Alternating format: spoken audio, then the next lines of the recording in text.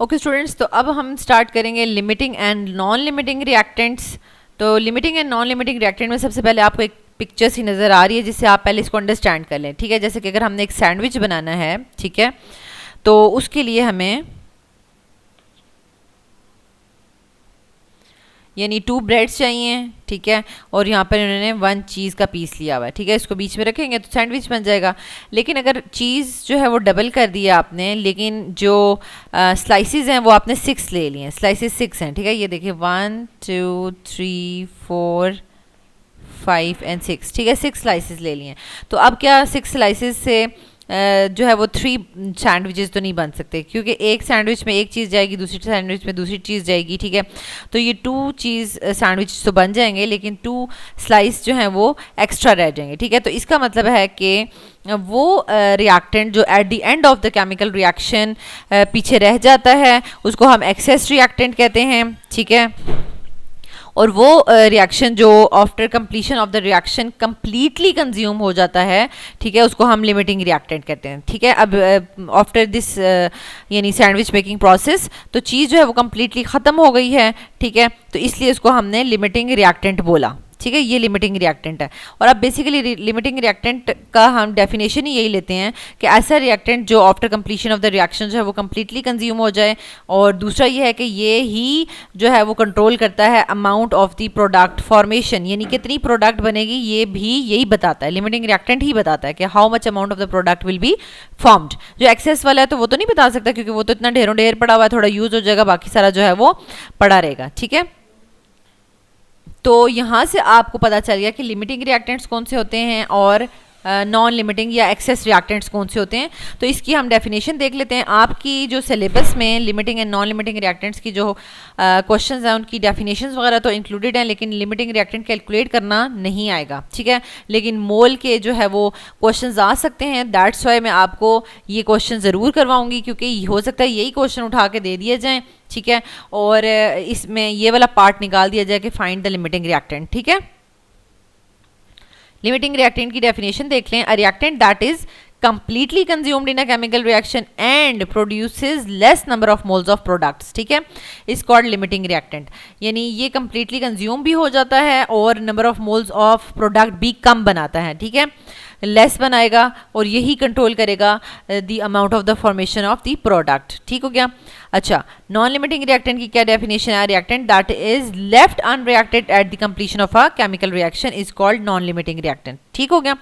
तो अब नेक्स्ट हमारे पास है कि हमारे यहाँ पर एक छोटी सी एग्जांपल को आप अंडरस्टैंड कर लें फॉर लिमिटिंग रिएक्टेंट, कि अगर हमारे पास वाटर हम बना रहे हैं, 10 मोल्स ऑफ हाइड्रोजन और 10 मोल्स ऑफ ऑक्सीजन लेकर हम वाटर प्रोड्यूस कर रहे हैं, ठीक है।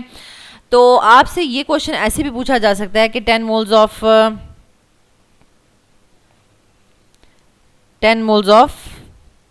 हाइड्रोजन, ठीक है, और 10 मोल्स ऑफ ऑक्सीजन, ये दोनों मिलेंगे, ठीक है, तो कितना वाटर बनेगा, ठीक है, how much water will be produced, ठीक है।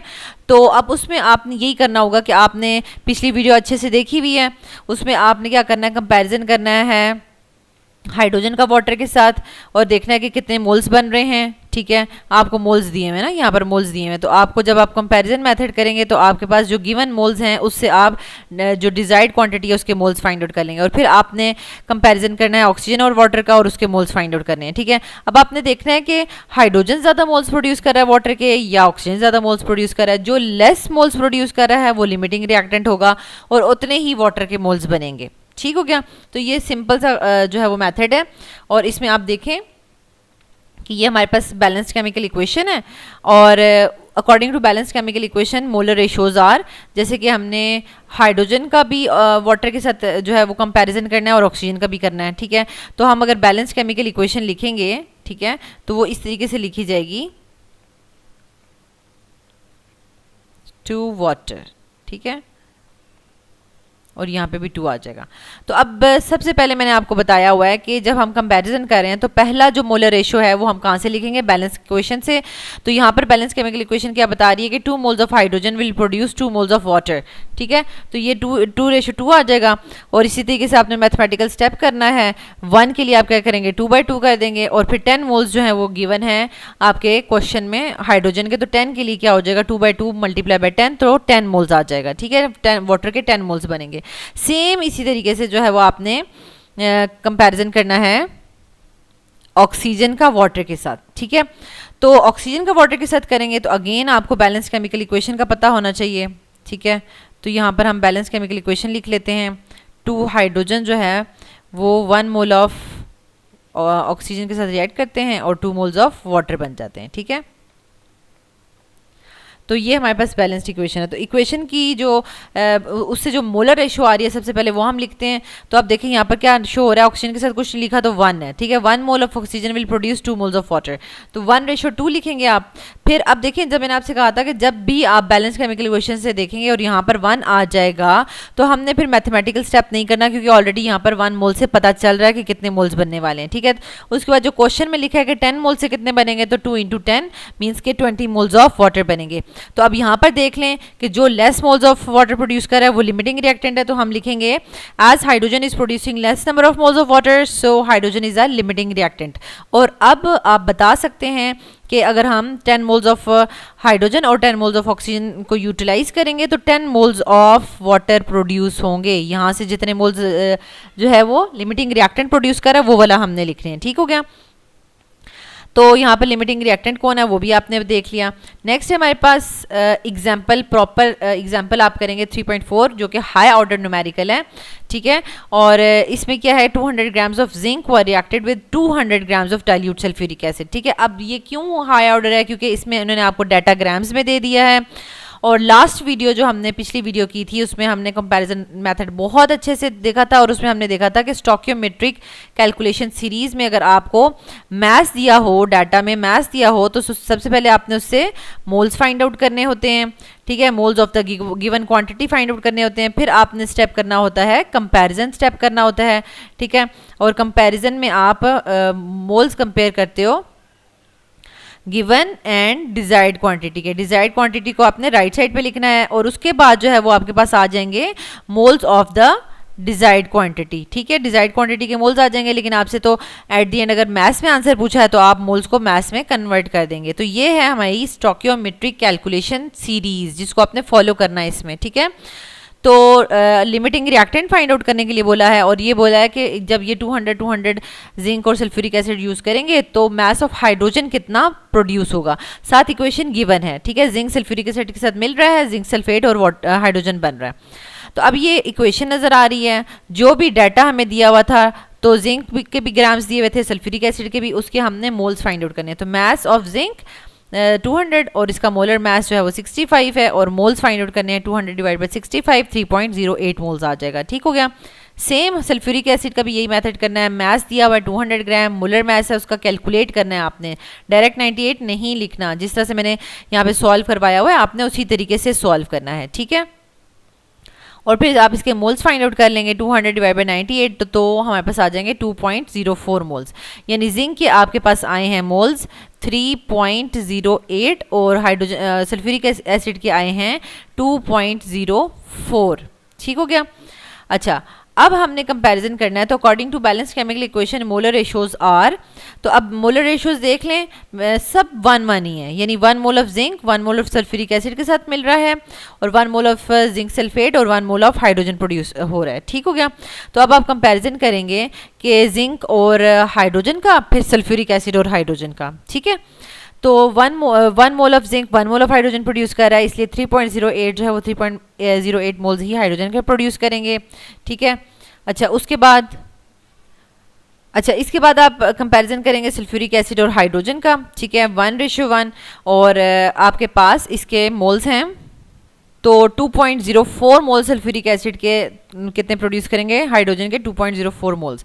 तो अब लेस मोल्स जो हैं वो सल्फ्यूरिक एसिड प्रोड्यूस कर रहा है, तो हम यहाँ पर क्या लिखेंगे कि as sulphuric acid is producing less number of moles of hydrogen, so sulphuric acid is a limiting reactant, ठीक है। तो अब हमारे पास क्या है कि mass of hydrogen produce find out करना है अगर, तो अब हमें पता तो चल गया है कि हाइड्रोजन के 2.04 मोल्स बनेंगे, ये तो पता चल गया है, लेकिन उसका मास फाइंड आउट करना है तो उसको 2 से मल्टीप्लाई करना होगा, ठीक है। मोलर मास ऑफ हाइड्रोजन जो है वो हमारे पास 2 ग्राम्स है, ठीक है, 2 ग्राम्स पर मोल, और मास फाइंड आउट करना है हाइड्रोजन का, तो वो मोल्स इंटू मोलर मास करेंगे, 2.04 इंटू 2, ठीक है, और 4.08 ग्राम्स आ जाएगा, ठीक हो गया। नेक्स्ट है कॉन्सेप्ट असेसमेंट एक्सरसाइज 3.5 का फर्स्ट क्वेश्चन। ये भी हाई ऑर्डर न्यूमेरिकल है, क्योंकि इसमें क्या है हमारे पास, तो स्टूडेंट्स ये हमारे पास तीनों ही जो कॉन्सेप्ट असेसमेंट एक्सरसाइजेज हैं, ठीक है, ये हाई ऑर्डर न्यूमेरिकल्स हैं, क्योंकि इसमें प्रॉपर्ली आपको ग्राम्स में डाटा दिया होगा। पहले आपने मोल्स फाइंड आउट करने हैं, फिर कंपैरिजन स्टेप करना है, और फिर एट द एंड आपके पास moles of the desired product आ जाएंगे, ठीक है, और उन डिजायर्ड मोल्स को आपने मैस में भी कन्वर्ट करना है, ठीक है। तो चलिए क्वेश्चंस, पहला क्वेश्चन देख लेंगे। हमारे पास क्या है कि मैग्नीशियम सल्फर के साथ रिएक्ट कर रहा है, मैग्नीशियम सल्फाइड प्रोड्यूस कर रहा है, ठीक है, और अब यहाँ पर उन्होंने बताया है कि अगर हम 1.5 ग्राम, ठीक है, 1.5 ग्राम ईच ले लें, ठीक है, 1.5 gram of magnesium and 1.5 gram of sulphur ले लें, ठीक है। तो हमारे पास जो है वो क्या आपने फाइंड आउट करना है कि मैग्नीशियम सल्फाइड के कितने ग्राम्स बनेंगे, ठीक है, ये कितना बनेगा, इसका मैथ्स पूछा है, ठीक है। How many grams of magnesium sulphide can be made from 1.5 gram of magnesium and 1.5 gram of sulphur. अब इन दोनों में से भी हमने देखना है कि कौन लिमिटिंग रिएक्टेंट है, और फिर वही लिमिटिंग रिएक्टेंट के जो मोल्स आएंगे वो इसी से हमने मोल्स ऑफ द प्रोडक्ट उनको बना लेना है, और फिर फाइंड आउट हो जाएगा, ठीक है। सबसे पहले देखें, सबसे पहले आपने क्या किया कि मास ऑफ मैग्नीशियम, फिर मोलर मास ऑफ मैग्नीशियम, और उससे मोल्स फाइंड आउट कर लिए, ठीक है, 0.0625 मोल्स आ गए। फिर mass of sulphur, molar mass of sulphur, और उससे मोल्स फाइंड आउट कर लिए 1.50 डिवाइड बाय 32, तो 0.0469 मोल्स आ गए, ठीक है। तो अब आपने बारी बारी दो कंपैरिजन करने हैं। एक तो आपने करना है मैग्नीशियम का कंपैरिजन करना है आपने मैग्नीशियम सल्फाइड के साथ, दूसरा सल्फर का आपने मैग्नीशियम सल्फाइड के साथ करना है, ठीक है। According to the balanced chemical equation molar ratios are, magnesium और मैग्नीशियम सल्फेट का आप देख लें बैलेंस केमिकल इक्वेशन में तो 1:1 रेशियो था, तो इसलिए 0.0625 मोल्स अगर होंगे मैग्नीशियम के, तो फिर मैग्नीशियम सल्फाइड के भी उतने ही मोल्स बनेंगे। फिर इस तरह से हमारे पास आ जाता है, अगर सल्फर का हम कंपैरिजन करते हैं तो उसमें भी हमारे पास यानी जो बैलेंस केमिकल इक्वेशन से रेशियो आ रही है, ठीक है, तो वो भी हमारे पास बैलेंस्ड केमिकल इक्वेशन से जो रेशियो आ रही है 1:1 ही है। तो फिर सल्फर के जितने मोल्स हैं, ठीक है, तो उससे हमारे पास मैग्नीशियम सल्फाइड के भी उतने ही सेम मोल्स बनेंगे। हमने मैथमेटिकल स्टेप इसमें नहीं करना। अब दोनों में देखें लेस कौन सा है, तो 0.06 जो है वो हाई है और 0.04 जो है वो लेस है, ठीक है। तो हमने लिखना है as sulphur is producing less number of moles of the product, so it is a limiting reactant. अब मोल्स ऑफ द प्रोडक्ट्स आपके पास आ गए हैं, ठीक है, यानी मैग्नीशियम सल्फाइड के मोल्स आ गए हैं आपके पास 0.046। तो आपने इसका क्या फाइंड आउट करना है, मैस। तो मोलर मैस पहले आप फाइंड आउट कर लें इसका, ठीक है, और उसके बाद मैस के लिए मोल्स इनटू मोलर मैस कर दें, तो आपके पास आंसर आ जाएगा 2.63 ग्राम्स, ठीक है।